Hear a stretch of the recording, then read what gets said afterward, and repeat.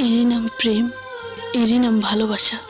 এই প্রেম, এই ভালোবাসা কতদিনের? অনন্তকাল জুড়ে থাকবে এই প্রেম, এই ভালোবাসা।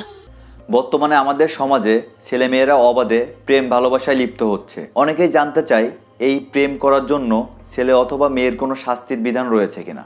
আজকে প্রেম করার অপরাধে ছেলে অথবা মেয়ের কি শাস্তি বিধান রয়েছে অথবা কি ব্যবস্থা গ্রহণ করতে পারবে সে সম্পর্কে আলোচনা করব। মানুষের জীবনের সাথে সম্পর্কযুক্ত এমন সব প্রয়োজনীয় আইন সম্পর্কে জানতে আমার চ্যানেলটি সাবস্ক্রাইব অথবা ফলো করে রাখতে পারেন এবং আপনি কোন জেলা থেকে আমার ভিডিওটি দেখছেন অবশ্যই কমেন্ট করে জানাবেন।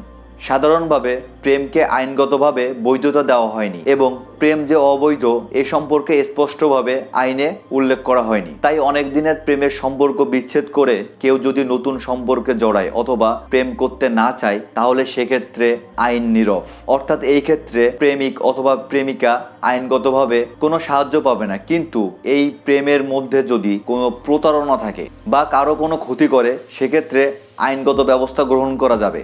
এ সম্পর্কে দণ্ডবিধি 415 থেকে 20 ধারায় উল্লেখ রয়েছে। দণ্ডবিধি 415 ধারায় উল্লেখ রয়েছে কোনো ব্যক্তি যদি অসৎ কোনো উদ্দেশ্যে কারোর উপরে প্রভাব বিস্তার করে তার কাছ থেকে কোনো কিছু আদায় করে, তার সম্মতি নিয়ে করলেও সেটা হবে প্রতারণা। যেমন দামি ফোন, টাকা পয়সা, তবে সেক্ষেত্রে প্রমাণ থাকতে হবে। আর এই অপরাধের জন্য উক্ত ব্যক্তির 1 বছর পর্যন্ত কারাদণ্ড অথবা অর্থদণ্ড অথবা উভয়দণ্ড হতে পারে।